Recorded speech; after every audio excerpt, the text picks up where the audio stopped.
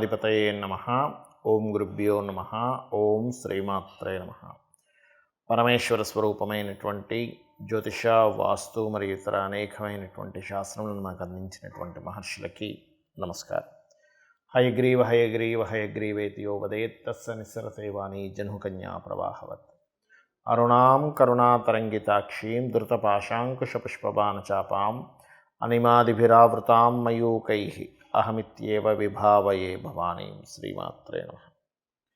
ప్రేక్షకులందరికీ కూడా లలితాంబిక అమ్మవారి యొక్క అనుగ్రహం పరిపూర్ణంగా కలగాలని మనస్ఫూర్తిగా కోరుకుంటూ మనం ఈరోజు చెప్పుకోబోయేటువంటి టాపిక్ ఏంటంటే, చూడండి, చాలామందికి ఒక్కొక్క జాతకాన్ని బట్టి, పర్సనల్ చార్ట్ని బట్టి వారు ఏ దేవత ఆరాధన చేస్తే బాగుంటుంది, అందులోని ఆ దేవతకి ఆ దేవతా సంబంధించిన మంత్ర జపం చేస్తే బాగుంటుందా, లేకపోతే ఆ దేవతా సంబంధించిన లేదా ఆ గ్రహ సంబంధించిన దానం ఇస్తే బాగుంటుందా, తర్పణము చేస్తే బాగుంటుందా. తర్పణము అంటే నీటితో కానీ పాలతో కానీ చేస్తూ ఉంటారు. అదేవిధంగా హోమము చేస్తే బాగుంటుందా అనేటువంటిది ఉంటుంది. అది ఎందుకు తీసుకుంటారు అంటే, వీళ్ళ యొక్క పూర్వజన్మ కర్మ ఒక్కొక్క జాతకానికి స్పెసిఫిక్గా ఒక్కొక్క మార్గం ద్వారా అది నల్లిఫై అవ్వడం జరుగుతూ ఉంటుంది. ఆ రకంగా అది పర్సనల్ చార్ట్ చూడాలి. మరి పర్సనల్ చార్ట్ అనేటువంటిది చూసుకోవాలంటే ఎవరికి వాళ్ళకి తెలిసి ఉండాలి, లేదా ఏదైనా ఆస్ట్రాలజర్ని కన్సల్ట్ చేసి ఉంటే వాళ్ళ లగ్నం నుంచి లగ్నాధిపతి ఎలా ఉన్నాడు, పంచమాధిపతి అంటే ఉపాసనా స్థానాధిపతి ఎలా ఉన్నాడు, లేదా భాగ్యాధిపతి ఎలా ఉన్నాడు, వీళ్ళకి ఏ పర్పస్ మీద అయితే వీళ్ళు పూజ చేస్తున్నారో, లేకపోతే హోమం చేస్తున్నా, తర్పణం చేస్తున్నా, ఆ పర్పస్ని ఫుల్ఫిల్ చేసేటువంటి గ్రహ దశ నడుస్తుందా లేదా, ఒకవేళ నడవనట్లయితే ఆ గ్రహ దశ అనుకూలించేలాగా ఏ దేవతకు చేసుకోవాలనేటువంటిది ఉంటుంది. అయితే ఇవాళ మనం చెప్పుకోబోయే టాపిక్ ఏంటంటే, సహజంగా మీరు పలానా లగ్నంలో పుట్టారు, ఉదాహరణకి మేష లగ్నంలో పుట్టితే ఎవరికి తర్పణం కానీ హోమం కానీ ఇవి చేయాలి, లేదా వృషభ లగ్నంలో పుడితే ఏంటి అనేటువంటిది నేను మీకు ఒక్కొక్క లగ్నరీత్యా నేను చెప్తాను. ధనుర్లగ్నము, ధనస్సు రాశి. ధనస్సు వారికి కనుక చూసుకున్నట్లయితే మీరు కూడా హోమములు అంటే ఎంత హోమాలు చేస్తే అంత బాగుంటుంది. ఎవరికి చేయాలండి? లక్ష్మీ నృసింహస్వామి యొక్క హోమము లేదా సుదర్శన హోమము చేయడం అనేటువంటిది మంచి ఫలితాలు ఇస్తుంది. దీంతోపాటు బొబ్బర్లు అంటారు. బొబ్బర్లు దానంగా కనుక ఇస్తూ ఉన్నట్లయితే శుక్రవారాల పూట మీ యొక్క పూర్వజన్మ కర్మ ఏదైతే ఉందో అది ముందుకు కదులుతుంది. ఎందుకంటే సర్వసాధారణంగా ధనుర్లగ్నంలో జన్మించారు అంటేనే వాళ్ళకి తెలుసో తెలియకో వాళ్ళ జీవిత భాగస్వామి వీళ్ళ మైండ్ సెట్ కనెక్ట్ అయ్యేటువంటి వాళ్ళు రాకపోవడం వల్ల అనవసరమైనటువంటి ఘర్షణలను, గొడవలను ఏదో ఒకటి జరుగుతూ ఉంటుంది వీళ్ళ లైఫ్లో. కాబట్టి ఈ కాంబినేషన్ వల్ల ఏమవుతుంటుందంటే వీరికి సరైనటువంటి సమయంలో సరైనటువంటి నిర్ణయాలు తీసుకోలేకపోవడము, అంటే ముఖ్యంగా వివాహ సంబంధించిన విషయంలో జరుగుతుంటుంది. ఎప్పుడైతే వీళ్ళు కొంతమంది హోమాలు చేయించుకోలేరు అనుకోండి, ఉదాహరణకి ఏమంటే మాకు అంత స్తోమత లేదు, కొన్ని వేలకు ఖర్చు అవుతుంటుంది ఆ సామాగ్రికి కానీ పురోహితులకు కానీ, అప్పుడేం చేయాలి అంటే,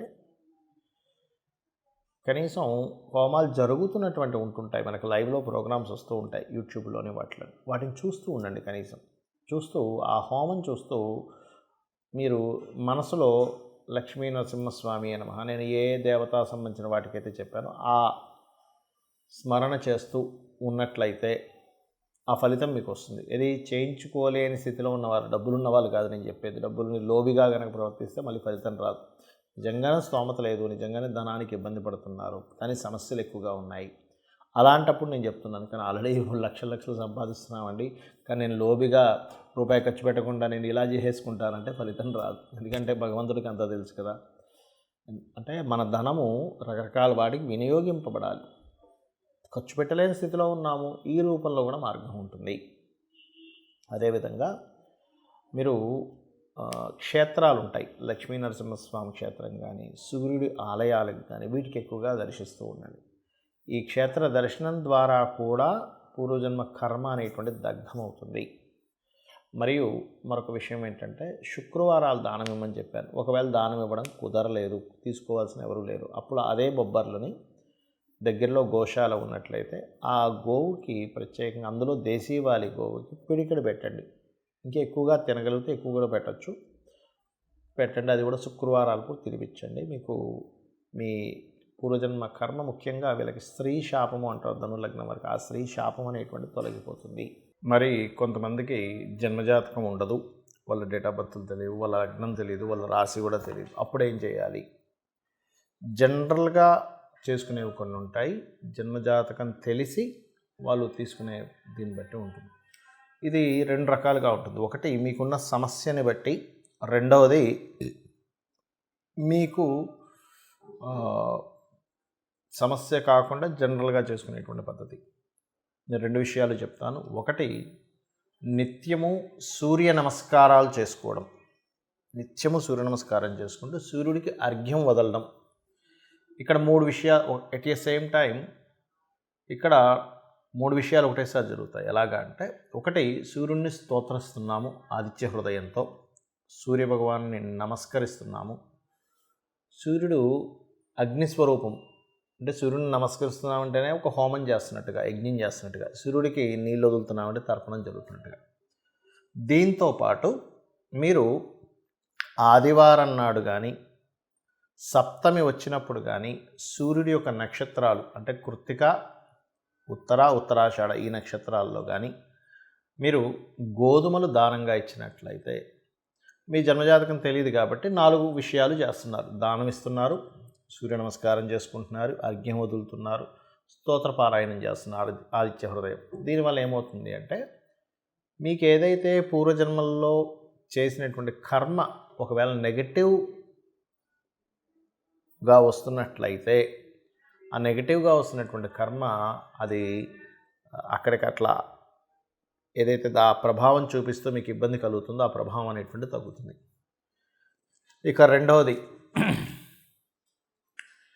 లలితా సహస్రనామాలు మరియు పితృదేవత సంబంధించిన ఆరాధన. అంటే ఎలాగండి?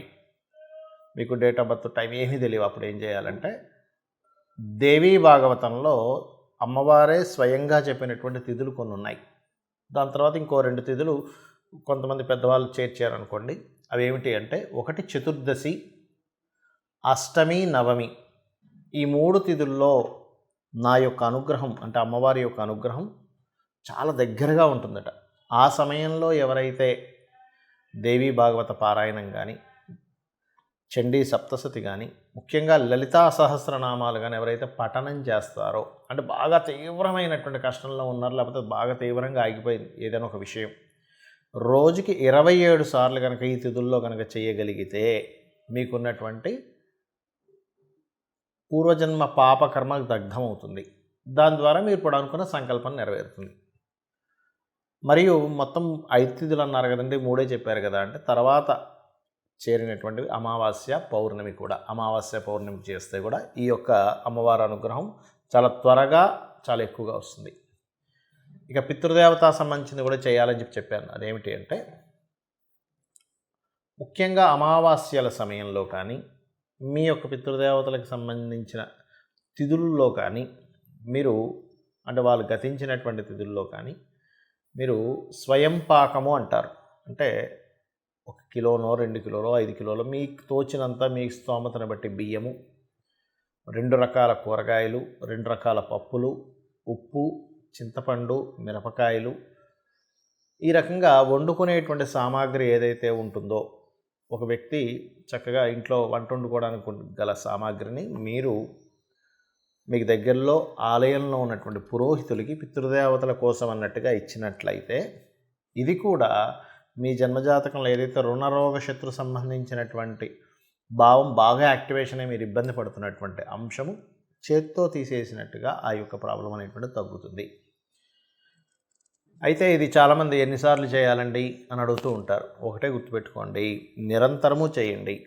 ఎప్పుడైతే మీరు దేవతా కార్యాలు కానీ, హోమాలు కానీ, యజ్ఞాలు కానీ, తర్పణాలు కానీ, లేనట్లయితే దానము కానీ మీరు ఎంత చేస్తూ ఉంటారో గుర్తుపెట్టుకోండి, మనం ఎన్ని ఖర్చు పెట్టినా ఒక జీవుడు, అంటే ఒక మనిషి జన్మ ఎత్తినప్పటి నుంచి తన తుది శ్వాస, అంటే ఆఖరి శ్వాస వరకు కూడా ఎన్నో లక్షలు కోట్లు సంపాదిస్తాడు, ఖర్చు పెట్టేస్తాడు.